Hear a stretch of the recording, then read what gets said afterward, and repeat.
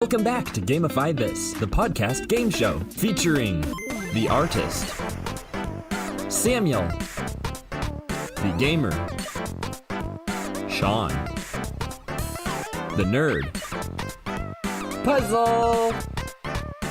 Join us as we compete to come up with the best gamified solutions to our daily experiences in Gamify This. Well, welcome back, artists, gamers, and nerds of all ages. This is Gamify This, the game show where we take normal, everyday life situations and turn them into something fun. Like having something deathly in your office, a death place, workspace, death place incident. That's what Sean likes doing with his life. Continue. This is Puzzle, a nerd, and this is Sean, A gamer. And I'm Samuel, your host, an artist slash comicist, comedic, not communist. Comic drawing fella. Anyway, is there anything you guys would like to get off your chests? I went to a field trip. Oh yeah. I went to a field trip piloting school, and it made me interested in piloting. So I'm wondering if that's a possible career option. Is that like a workout kind of thing? Pilots? No, like a plane. Like you lay yourself out flat and do a And stretch? fly. Samuel, I'm pretty sure he's talking about like actual plane pilots. Yeah. I think that's called something else. You know, I think think you're right. I think He he's was right. setting up a joke and he forgot the joke he was Piloting? being a pilot. Flying a plane. There's Ooh. a flying a plane school that I got to see. I got Man, that's so long. I wish there was a word for that. It's not called piloting. Piloting. Act as a pilot of an aircraft or ship. I think there's another word for it too. Samuel, the important thing is that there's a school, Spartan Aeronautics in Jinx that Don't dox yourself. I don't live in Jinx. Anyway, I went on a field trip this morning with my dad, and it's an expensive school, but it's a short program, like 20 months, and they get you all the way from a private monoplane license to a commercial dual engine plane license in 20 months. And you can be an instructor there after you get your license, so you can work up your hours as to get your commercial license while also earning money as an instructor.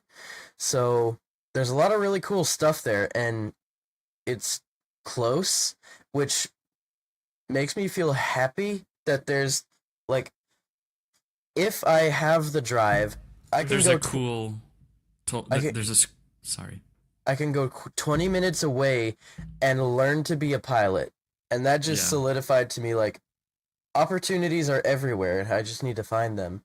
And That's exactly how I felt with my school. I was like, wait, there's a cool thing like this in Tulsa? uh-huh. And now I live really close to it, and Yeah, it's cool. it is cool. But anyway, it made me really wonder, like, could I be a pilot? Would that be fun? So now I'm looking at that, and I've been thinking about it all day. I got to sit in one of the trainer cockpits and stuff like that, and see all the different stuff. We were 20 feet away from a spinning propeller, and it was so loud and so cool. The student was about to take off. So that was a really positive thing that I did today, and I did it with my dad, so it was really fun. I used the game that I made the other day to help me get off the computer quicker. I did half of the time that I normally did, Okay. and half of that half time was YouTube, and half of the half time was editing. I not only cut down the time, but I made it more productive. So Nice. I only did a quarter of the YouTube time that I did a couple days before that, so that made me happy. And Do you have a tool to track the time that you spend on different applications and stuff? uh, Something like that? Or do you just estimate? I estimated. Okay. But I was curious because I was like, if you have something like that, let me know because I'd like to track yeah, my stuff better. I think there are apps like that. We just need to Stop, look for freeze, 'em. don't say anything. Hold on. So yeah, do you think we should do a handshake deal while he's gone? Uh-huh. So how about next time I host, let's make some sort of ridiculous, he'll have to do a certain thing in order to win, but the default is you win. It's morally shady, but I like it. What do you think he should do to get the win? It needs to be something that he does like 50-50. He has to come up with a game that isn't an allegory, because that's something that he's been doing a lot lately. Oh. Huh. Don't tell him about it. This is what he gets for being gone during a recording. Well, that was really good, Sean, that you've been applying your game solution, which makes it an actual solution because you're testing to see whether it works. And you did only have 1 star left, so you made it. You get your prize next time. Next time I see you, I want to make sure I got some paper so that I have my scorekeeping. Okay. Get Sean trophy. Oh, Samuel, do you want to know what is going to trigger your trophy? Or do you want to keep it a secret? Maybe I should know what I'm shooting for. I'm going to give you your trophy when you escape. Okay. But if that goes... Well, what were you basing the points on? Well, it was... This one was going to be like, an event happens and you get it. Because it was all related to things in my life having to do with... No. By the way, editor, bleep the name of because that might not be good to just. But we don't even have to keep that segment. Yeah, Sean's saying, I'm gonna give you your trophy when you escape. Bleep. Yeah, but they listen to this. They'll know what we're talking about. I can come up with a better system. Well, is this having to do with things that make my life better, like ways that I've been working on making my life better? Well, it is ruining your life. So Because yeah. last time you brought this up had to do with my like physical health and my emotional health and stuff like that. So Well, the thing is, I feel like you deserve a trophy already. oh. Like you're already doing a lot for yourself, Uh-huh.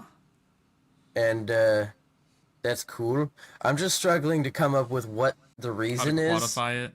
Yeah, Quantify it. yeah. Puzzle, tell me about yourself. I had a productive but sad day today. Aw. It's a Saturday, so everyone goes to work earlier than normal. Jesse goes to work very early, and Samuel goes to work earlier than normal. And I was working from home today, and like I was productive. I did shifts of work and school and gaming in the living room, but after a while I was just like, yeah, after a while I was just like, this house is empty and big. Did you have Luna out? Yeah, I had Luna hung out with me all day on the Aw. island. Now you know what I feel like on my day off, Puzzle. But normally I'm home except for the 3 hours that I work in the evening. Yeah, they're the worst 3 hours of the day. And then Sundays. But I had a whole day of it. So that wasn't exactly a game, Puzzle, so that kind of sucked. Yeah, I'm just What? thinking about how I've been gamifying my life. I mean, working in shifts, definitely. You know, like working for 45 minutes, then doing a 15-minute break, or doing school for half an hour, taking a 15-minute break, stuff like that. But yeah, I mean, it was fine. If I think about my whole week, like, I finally got back to streaming last night. I want to stream at least 3 times a week. I know I keep going into it like 100% and then kind of forgetting about it, or it, you know, drifting away in the background. But I do want to do it at least semi-consistently. So, That happens to my YouTube channel. I'm like, You're what? That was my point. I was pretending it fell out of existence. yes. Oh, I thought you just didn't hear him. Do you think we make Satan too much of a hero? What do you mean by a hero? we give so much power and stuff. Like, Is this a current topic of discussion, or is it still? Well, my I turn? mean, Satan does really help people go to hell. So let me help you there, but it's in like a lame failure kind of way. Money really helps me pay rent. Satan is not money, and hell is not your rent. Actually, maybe it is. It's an interesting philosophical conversation. I'm gonna be thinking about this now. Meditating Should we on the give devil. villains? Do we give villains too much significance? I guess is the question. Or are they even villains, or are they just pathetic, measly little beings Well, below? what is it? What is a villain? Because evil is the absence of good. Evil is not the absence of good. Evil is the contrast of good. The direct opposition of good. The stamping down of good. The absence of good is the absence. That's where I think your Satanology is a little messed up. Bad can be the absence of good, and good can be the absence of bad. But evil is definitely like stomping down and trying to get rid of goodness. Like when we're playing this game and I keep shutting puzzle up. And I guess righteousness is the active trying to stomp down of evilness / wickedness. Well, but I mean, if evil is active, then what is it active for? It's just active against the nature of things. Are you talking about doctrine or English? I'm talking about English. Oh. Evil actions are not the absence of good. It is not evil to eat dinner an hour late. It's definitely not good for you. It's the absence of good. It would be good to eat, and for an hour, you're avoiding that good. Mm-hmm. But that's not evil. It's just bad. But it would be evil to steal your food from your brother and eat your food and his food. That is actively taking something good away from someone. Mm. That's. I thought we were talking about the verbs, the words. Okay, Evil, well, good, bad. I can agree with you on the words. I was thinking more philosophically, like, what is evil in its essence kind of thing. Yes. All right. Well, that was a great opening discussion. That earned y'all a few points. Puzzle got some on necessary evil because he was talking about that. Wait, when did I talk about necessary evil? You were talking about the necessity or existence of evil, actually, and just kind of trying to hash it out. And that being on my point system, remember, we've got heart, life improvement, well-being type points. We've got power, boost buffs, power-ups, things that make your life, that make you better in the moment. We have necessary evil points, ways that we're able to look at the day-to-day mundane things and address them. And then finally, achievement points, things that make you a different kind of person or a leveled up version of yourself. So, we go into round 2 by finding out what we're going to gamify today. And are you guys ready? Let's do it. I'm ready to gamify and cream Sean in my game. Absolutely pulverize him in the food processor of gamification. Well, we don't know that we're doing food processing today. That might not be the game today.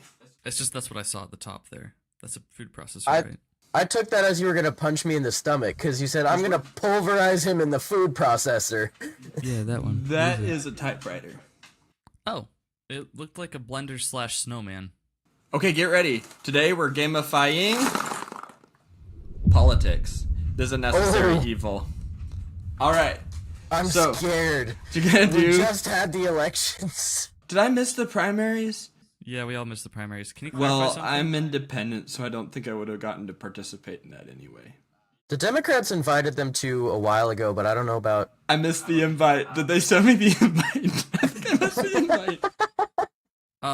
I want to clarify. What do you mean by the... Are you going to leave it broad politics, or are you going to say, like, the necessity of government, or gamify... Gamifying elections, or... One second. I'll tell you what we're doing for round 1. Okay. Okay, there's a round 1. There's a round. Applicability. Okay, So one, you're gonna make a game that explains the reason behind, the meaning of, and the application of politics in your day-to-day life and in your country and in your world. That's not a game. That's making a story. No, you are going to make a game about it. Okay. Your first game, Puzzle, you need to trust your host. You need to work on trusting your host. That's your problem, is you don't trust your host. You know, Monopoly gamified monopolization. We don't love Monopoly because we don't love monopolization, but that is an example of gamifying monopolization. It is a little more fun. Clue gamifies mysteries. We can gamify the meaning of politics. That's the first round, is the meaning of politics. Show me the purpose of this necessary evil. Give me a game that really convinces me that it is necessary. Okay. And how that plays out. I'll give you guys 10 minutes. Ready? Oh, that's long. Go. 10 minutes, counting down. I have such short-term memory. Try to focus. I just want to say something funny. I have such short-term memory. I'm looking at my browser and I just have a face full of Satanism. I'm like, why the heck was I Googling Satanism? Oh no. I already forgot our whole conversation. Time. I'm just ready now. That's good. All right, who wants to go first? I can. Oh, Sean gets +1 for readiness. All right, Sean, what's the name of your game? I have a cool intro to show you that.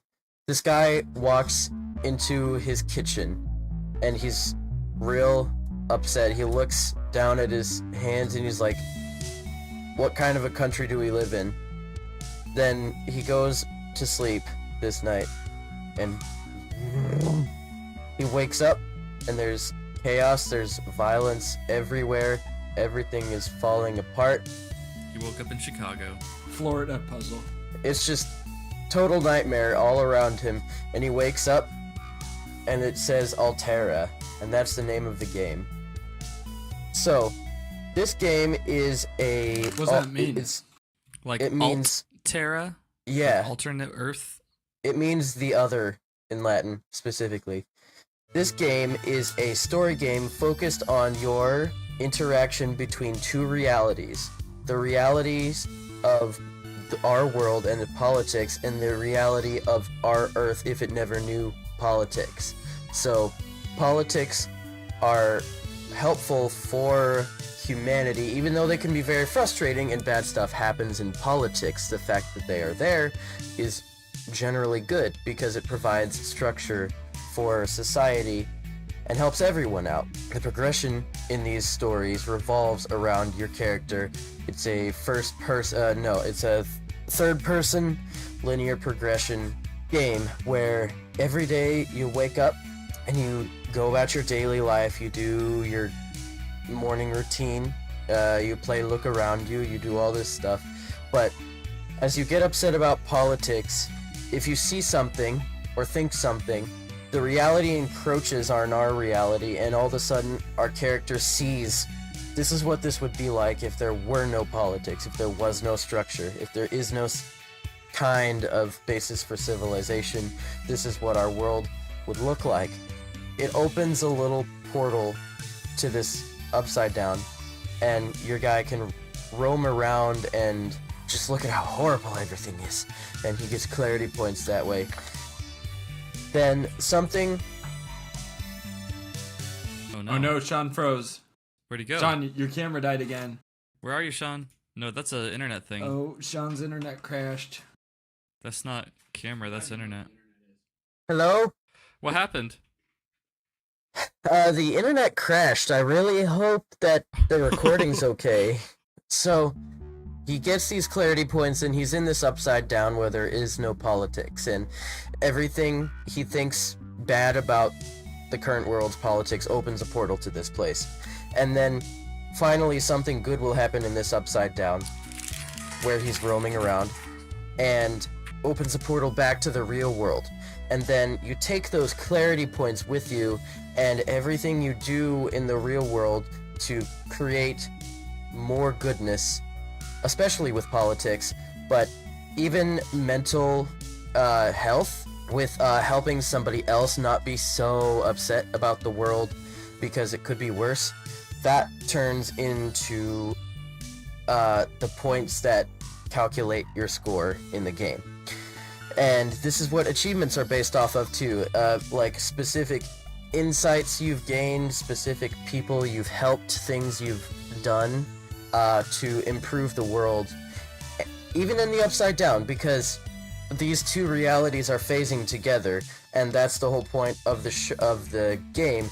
Your character is trying to save our reality by finding out how this phantom reality, how we can stop it from coming. So there's also this really cool stuff about MacGuffins that show up in each reality, plot points that show up in each reality, you know, super cool boss fights in portal rooms and stuff like that. But that is Altera.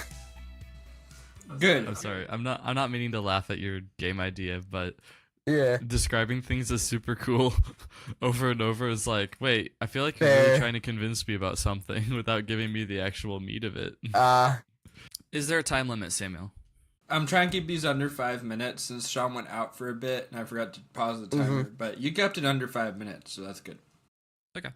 But try not to go super long puzzle because we did spend 10 minutes prepping this one. I'm not planning to. All right, puzzle. What's your game called? My game is called Politicraft PowerPoint. Ooh.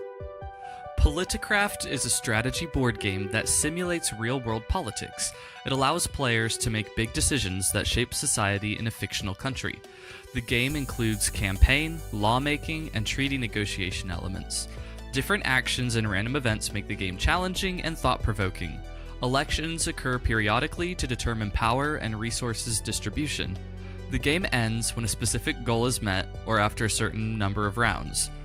Politicraft teaches players about the complexity of political decision-making, compromise, negotiation, and planning in politics. Objectives of the game: understand the complexity of political decision-making, learn the importance of compromise, negotiation, and strategic planning, appreciate the role of politics in shaping society and addressing various issues. The benefits of this game: it encourages critical thinking and strategic planning. It promotes understanding of the political process and institutions. It fosters teamwork and negotiation skills. And by gamifying politics in this way, players can experience firsthand the challenges and rewards of political leadership, gaining a deeper appreciation for the necessity of politics in society. Politicraft is not just a game, it's a total political simulation where you can experience the highs and lows of ruling a country. It's like SimCity, but with more backstabbing and power struggles. You'll have to make tough decisions about everything from economics to foreign policy, and you'll need to balance the needs of different interest groups to stay in power. What sets Politicraft apart from other games is its depth and realism. The game simulates the real world in an incredibly detailed way so that you can get a sense of what it's like to be a politician. And there's also 4 expansions that I thought about. The first one is Politicraft Turbulent Times expansion. It's full of real-time events or quick-time events like a whirlwind of political upheaval, scandals, unforeseen events that shake the foundations of your governance, documents coming out about certain politicians' backgrounds. So you have to navigate through economic recessions, natural disasters, geopolitical conflicts, all while maintaining public trust and stability. Kind of an impossible call. Then there's also Politicraft Global Diplomacy expansion that focuses on international relations and trade, engaging in diplomacy with other countries, negotiating treaties, navigating geopolitical challenges, alliances, agreements, stuff like that. Then there's Politicraft Populist Uprising.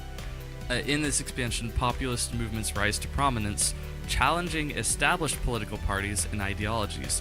You need to navigate the turbulent waters of populism as you contend with charismatic leaders, polarized public opinion, and populist policies. I went really haywire with the P alliteration. Will you embrace populist rhetoric to gain support, or uphold traditional values in the face of a populist backlash? And then the last expansion is the Technical Revolution expansion, where you have to navigate the dawn of a digital age. You have to harness the power of technology to revolutionize your political campaigning and communication, and need to navigate the ethical dilemmas of data privacy, misinformation, and AI as you seek to leverage technology for political advantage, and also the ethical problems that go around it. Politicraft, it's not just a game. It's reality. Yeah. Very nice. Whew, someone really jumped ahead of someone. I know. Puzzle, you kept that to about the same time frame Sean did, so good job. I was worried. Especially I had a lot considering written how much here. you packed into that. I like that when you can pack it real tight and really do that. Looks like an essay. Y'all discuss each other's games with each other for a minute and just differentiate them. I'll interrupt you guys when we're ready for the next round. Sean, look at the group chat. That's what my document looks like. I spent the last couple minutes of prep like outlining it and Holy crap. sorting it so it was easier to navigate and read. So from what I understand about your game is it isn't focused on necessarily teaching the ins and outs of politics and how the systems work, but more of a general understanding of why it's important that it exists, what it would look like if it didn't exist. It's very human relations related, where you get How it affects you It's- personally. how it affects you personally and the emotional realization of it. And this can mean different things for different people. Is it hot? No, I got a couple. Roach? I got a couple grains of coffee grounds in my Oh, mouth. yeah. And I had PTSD from when we used to have roaches. Uh-huh. So it's very focused on the emotional realization that we need politics in general. And this can mean different things for different people, and the game tries to be very cryptic about what parties it's talking about, because it's not about that. It's about politics in general Mhm. and the human mind. Okay, I like it. I like it a lot. It's more on the philosophical, like general. Could I tell you what games I was inspired by? Sure, I was inspired by Alan Wake and Senua's Sacrifice. because those are Because both about alternate realities. yeah, and Senua's Sacrifice especially is extremely personal and driven and very difficult to navigate and confusing, and that is part of what I would want to happen here, is this portrayal of the mental anguish and smoke and mirrors that can happen when you're upset with everything. Michael, your game reminds me a lot of really the good strategy games, but I really like the spice you added with teaching you how it works, because if I was just to kind of experience what it's like to be a politician, sounds like a really unique experience, and I'm proud of you for thinking of that. It just sounds really thought-provoking and entertaining at the same time. Yeah, thank you. I tried to make it as vague and specific as possible. I'm gonna be right back. I need to make sure Luna didn't like do anything in her crate because she just barked again. Okay. You guys better not have done an under the table handshake deal while I was gone. I'm gonna let puzzle. I'm gonna let whatever answer Sean gives to the pop quiz be the winning answer. What? You're gonna have to Oh, fact no. check me. I'm just gonna change the way the world works in his favor. Okay. I guess you are the all-powerful being. And speaking of pop I am. quiz, it's time for a pop quiz. Yay! All right, get ready to vote in the Spotify vote poll section. After I ask my question, make sure to pause it so you can vote. Puzzle, you want to tell them how to find the poll? You have to be on your phone, or tablet, maybe tablet. But you can't be on a computer, Xbox, TV. You have to be on your phone in order to do the polls. You have to be on Spotify. It's an exclusive club for only the best. If you're watching on Spotify, you can scroll down on the now playing screen, just full screen the episode, scroll down, and there should be a quiz down there and a Q&A box. Samuel will talk about the Q&A in a little bit. Poll should be down there. Put your poll in, your vote in, because it's time to do politics. Sean, Puzzle, and loyal listeners, are you ready? Yes. All right. Pop quiz. Why is the White House white? Is it A, covering the burning of the house by the British in 1814? B, white supremacy? C, protect the stone structure from freezing? Or D, to keep the devil away? I have my vote. All right, Sean, do you have yours? Yeah. All right, what were your guesses? 3, 2, 1. A. Sean. Wait, Puzzle guessed A. Sean, what did you guess? I guess D. Why do you sound like you're still thinking about it? It's almost Well- like you tricked me into going first. I was confused because I didn't know if Samuel was going to be able to hear us, so I was like, Oh, that's true. We're Sometimes just when gonna you both interrupt speak at each the same other. time, I can't hear you. Yeah. Yeah. Well, no, I Sean was- did speak same time as you. I just couldn't hear him. Oh, yeah. Okay, so Puzzle says it was to cover up the burning of the house by the British in 1814. Sean says it was painted white to keep the devil away. All right, it is actually you're right. C. Protect the stone structure from freezing. Why was A so Oh, specific? interesting. A is specific because there's been kind of a lot going around that I thought that was the reason going into this. Because people have said that is the reason. It was burned by the British in 1814, and they had to repaint it. In 1798, a while before 1814, the stone structure had to be protected to keep the porous stone from freezing. They used a whitewash base, a lime-based whitewash to protect it. Sort of how That's the pretty cool. domes on top of buildings are a bluish turquoise color that comes from pee to protect it from the rain. Comes from like whale pee or something like that. Wait, we pee on the domes? All right, so I'm still in good favor here. A nerdy audience member might have won that one. Yeah, most likely. But neither of you got points for that, so But Puzzle's the don't nerd. worry about that. Q&A. So, Sean, when did politics start to really affect you in your personal life? When did it not just become a thing that was distant, didn't have anything to do with you, became a thing that was personally affecting you? Probably 2020. Because up until then, 2019, I was too busy being upset with Michael about everything. And so at that point, I didn't really care. But about 2020, I think it really started when, if I could pick out a moment, it would probably be when I was like, oh, hey, I texted someone like, hey, we're going to have vaccines at some point, this will be over. And they're like, I don't like that. I'm like, oh. You were like, wait, there's other opinions It's like in my circle? Even when I have Yeah. the right solution and it's like, we're going to be saved, people don't want to be saved is kind of how it looks to you coming from the perspective of this is the solution. Since then, I think I understand both perspectives a little more now. Like maybe the vaccines are the problem. Maybe they cause an even worse problem. That's kind of dangerous to say. People will take and run with that. Yeah. Well, it's Seen only all safe to sides say of the one coin. side. It's only safe to say nothing.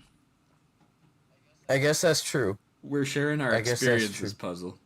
That's part of the charm, is that we talk about our Christianity and we talk about our experiences, even if we don't necessarily agree on everything, because that's not what this is about. It adds spice to it for me. That's really when I started to get upset with things that were really intangible to me. Puzzle, how about you? I mean, for most Gen Z people, it was probably 2020 because that's like a really big year. It's kind of similar to Sean, but mainly with like the stay at home and the mask mandates. There are people in my immediate circles who I don't think ever wore a mask and didn't stay home, and like it was just uncomfortable for me just knowing that they were trying to be contrary, because they would literally say that. It's like, I don't even know what I believe, I just don't want to do what the government's telling me to do. And I'm like, that's not the best mindset to have. And I was like, I don't I don't necessarily at the moment. I was like, I don't know what's best, but I'm gonna do what makes sense. And currently, it kind of makes sense to not be breathing in people's faces and to stay home as much as I can. And I was like, I don't see why I would go out of my way to breathe in people's faces and be in places as much as I can.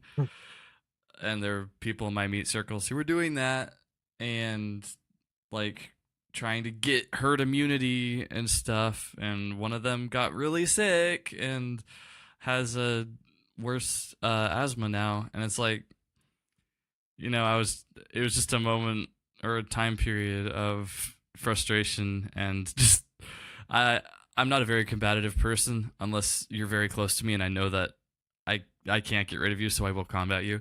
But if you're an acquaintance, I will combat you. I will combat roll all over your knuckles. If it's an acquaintance or even a friend, but like I'm not Cordial. Yeah, I'm never super loud about my political beliefs or my hot button like current what's going on right now beliefs because I never know when I might change slightly or like realize there's new information because there's always new information.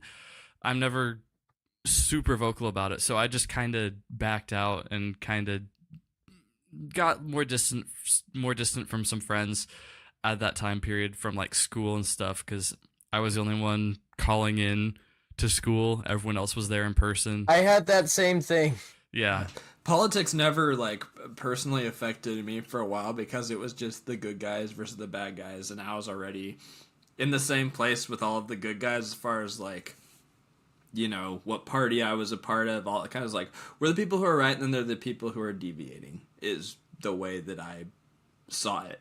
I didn't have enough perspective. And so the 2016 election was where I actually started to feel like, okay, this isn't just a distant thing. Now I have to actually be concerned about this, and I don't want to.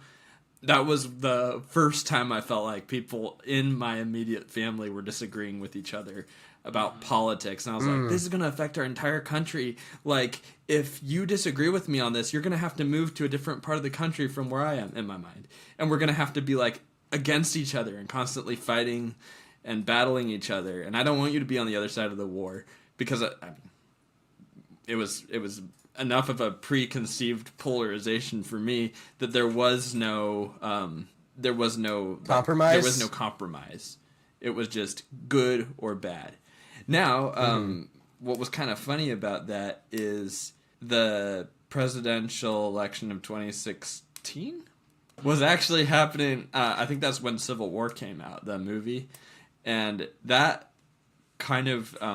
Oh no, that's not good for you. That was good for me because I was like, this is perfect timing. Marvel's something like that we all enjoy, like me, my friends, all these people. Oh, Marvel Civil War. I thought you meant there was like a movie about how there's going to be a Civil War. Captain America Civil War. It came out May 6, 2016. Because, yeah, they're characters through all the superheroes. They're all superheroes. They're all our heroes. Uh-huh. But they were fighting each other in kind of a friendly way. They weren't like trying to necessarily kill each other, but they still loved each other. But there was this fight going on. It's like, okay, and you kind of see both people's perspective, you understand both people's story, and you realize like they're all people. This is so unrealistic. This is so unrealistic. But it helped me go back into my life like, wait, which side did which of them represent in that movie? Which one was an allegory for which? And I think it's just showing you that it's a bit of a complicated puzzle. So after the presidential election, I was like, yeah, honestly, I'm not sure which person I agree with more or if I agree with any of them on anything. But things are actually still cool with me and my siblings. Even the ones that I disagreed with at the start that I might be agreeing with now, I don't know. Like, I wasn't entirely sure, but I was like, I guess, politics can be a good deal, but it isn't like the end of the world necessarily. I tend to agree a little more with a particular party, but I am getting less offended when people don't agree, which feels nice because like I can still have my convictions and not be upset all the time, Yeah. And when Sean is not upset all the time, that is a very good character development. We should be able to disagree with people and know, actually, I do believe I am right about this, but we should not be divided. I don't think we should be divided. Yeah. Because Distinction is different from destruction, kind of thing. it's the same way, like, people in the same religion can be drastically at odds with each other about certain things, but they need to remember what it is that holds them together. And I think in our country, we need to be able to disagree with each other, but remember that we want to be united to one another.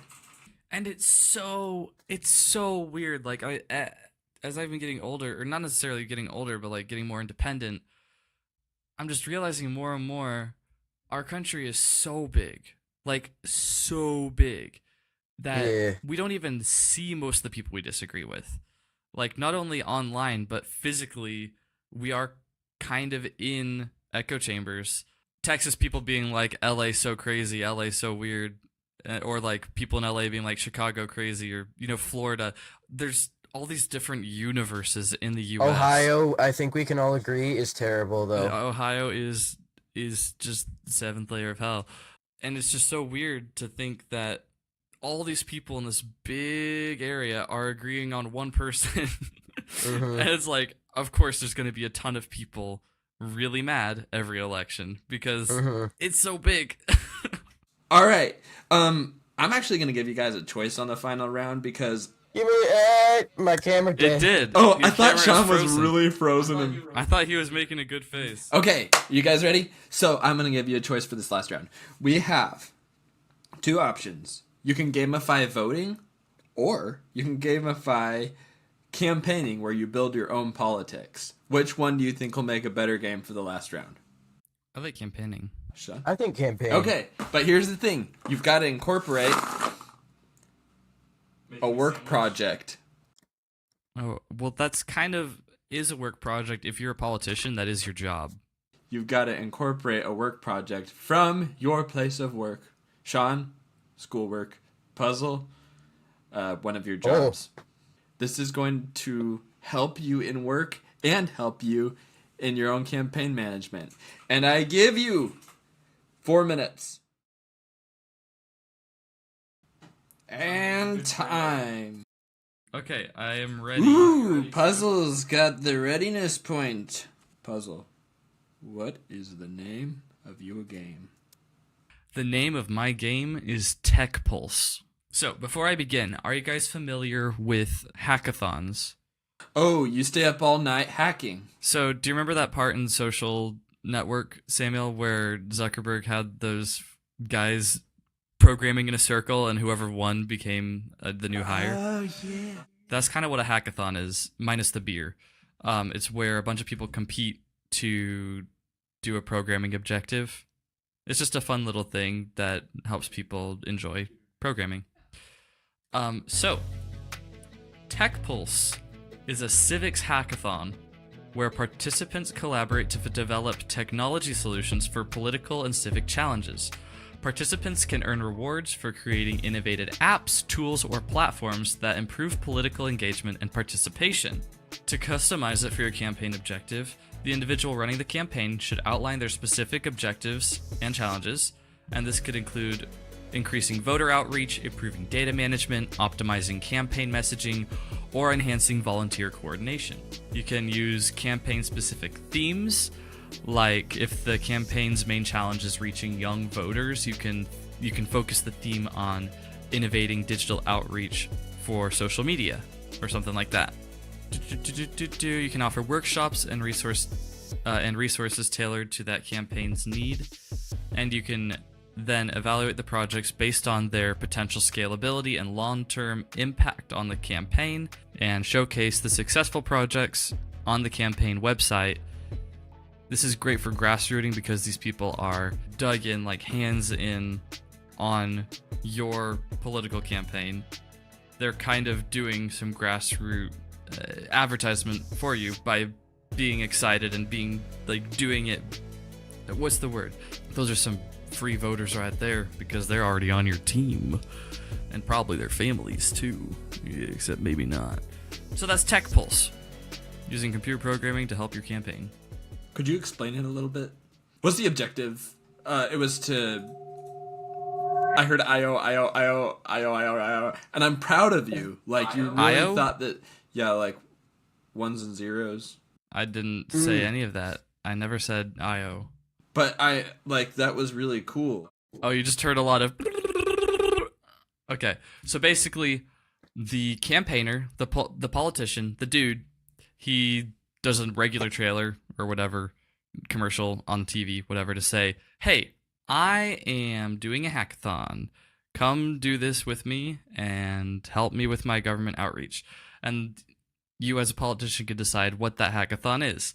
If it's creating an app or a tool or a platform that will improve your political engagement, or if it's like a civil thing, like improving something in your city, something that looks good for you politically and also involves your community.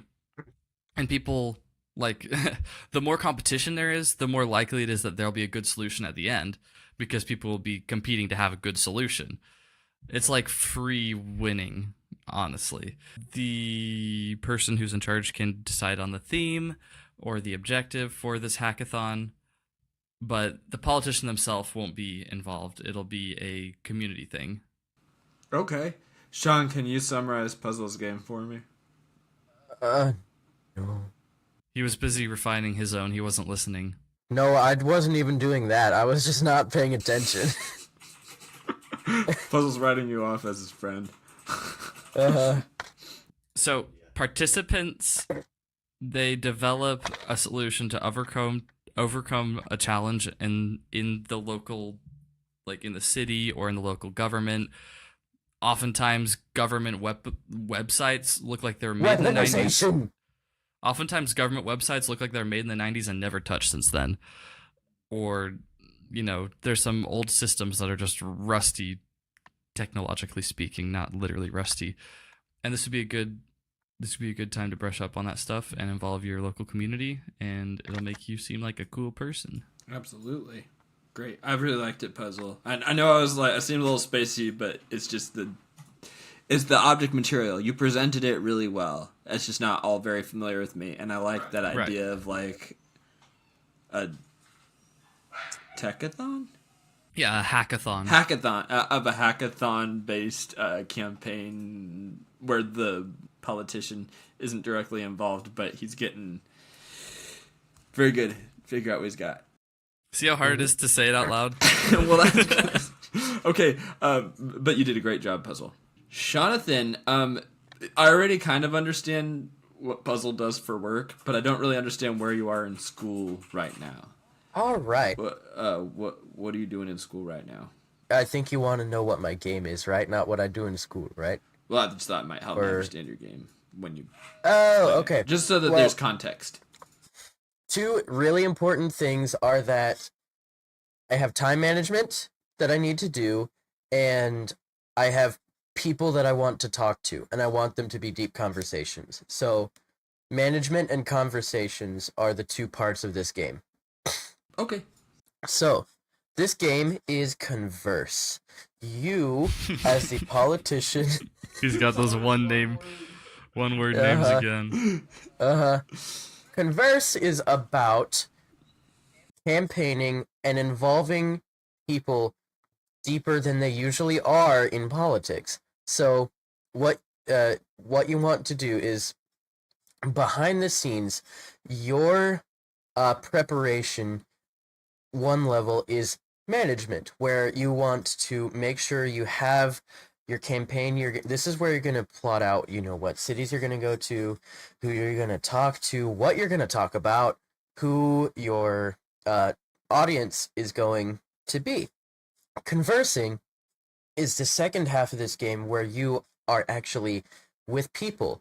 The focus is to talk to people and engage in meaningful conversations, and this can go as far as it needs to, maybe into philosophy or theology, but try not to get too far into that, because you are campaigning. You do want to win people over, but you also want to make sure that they're getting something meaningful from you, as a politician and as somebody who they want to vote for. You want to make sure that you have people who understand what you're doing. Even if you don't win the campaign, you want to make sure that you imparted something to them. Sorry, Captain's licking himself very loudly. Oh, okay. Keep going. Preparation points. Well, let's make it clear that each point is 1 point. There's no conversion rate or anything. You get points for preparation, good preparation, which this is where you prepare your structure, and every time you make something easier for yourself or somebody else, every time you make something meaningful for you or somebody else, every time you make an impact, when you're progressing, when you're winning people over, every time you prepare for that, every time you make an item for that, you get a preparation point. And every time some light bulb goes off in a head that you're talking to, whoa, that sounds weird. When you're talking to people and you get a light bulb to go off in their head and they think of something new, or they get a really unique idea that they've never had before, every time you enlighten someone, you get a conversation point.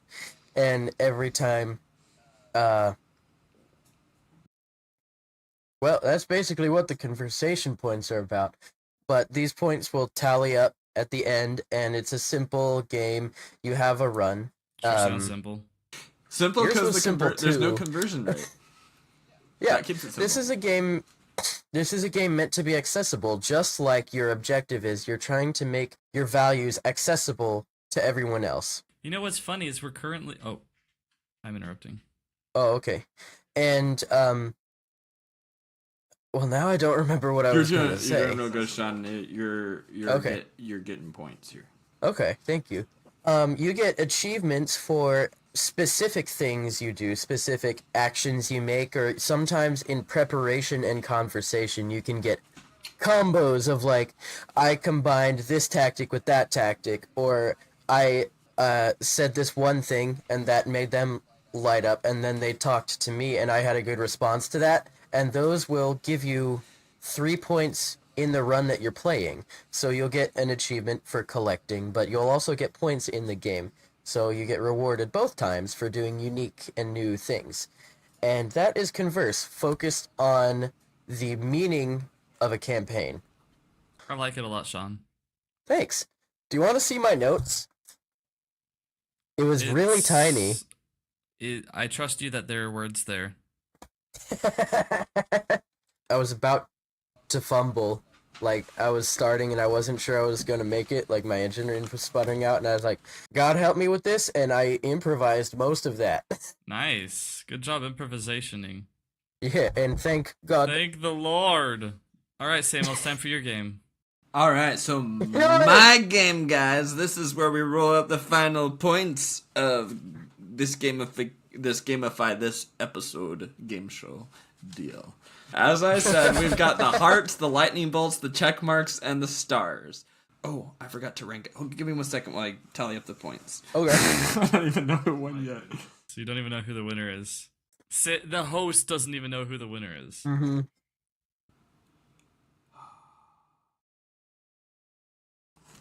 Okay, so Sean won round 1 with 4 points.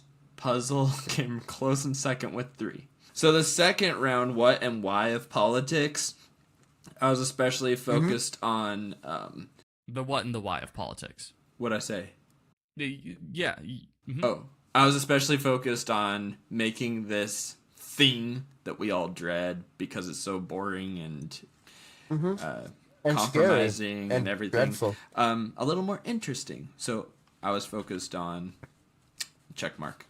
Puzzle doubled on Sean's points, so he won the second round with 14 points. Oh, wow. Sean came 50% in with 7 points. The bonus pop quiz round, neither y'all were completely tied on that round. I wanted there to be a little more fight, but y'all were a little too much in agreement about 2020 and that being where politics became part of your life. I was focused on heart points, how it personally affects you, how politics personally affect you.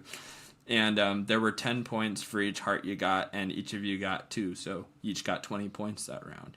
The fourth round, which y'all unanimously agreed what it should be, was Gamify campaigning. We threw voting out entirely. My focus was on Boost Buff Power Up, the Lightning Bolt. I wanted to give 20 points for each time you hit the lightning bolt, and 1 point for any time you hit anything else. Sean won that round by 1 point. Puzzle wouldn't have come so close behind if he hadn't had his title ready fast enough. Puzzle stayed right behind him by being the first one ready. He got 22 points. Sean got 23 points. What? Puzzle got 1 necessary evil, and Sean got 1 heart. All in all, Puzzle got 49 points, and Sean got 54. So Sean won this round. Congratulations, You mean game. Sean. Whoa! I didn't feel like that was happening. So Sean will be crowned the winner, and he can just establish how the next Gamify This game goes. You can follow each of us on our various networks. Sean's 10 Tiny Potatoes on YouTube. Puzzle is Puzzle MTM on YouTube and everywhere else. And I'm Moser Meadows Records on YouTube. And as we always like to say at the end of each of these episodes, game over.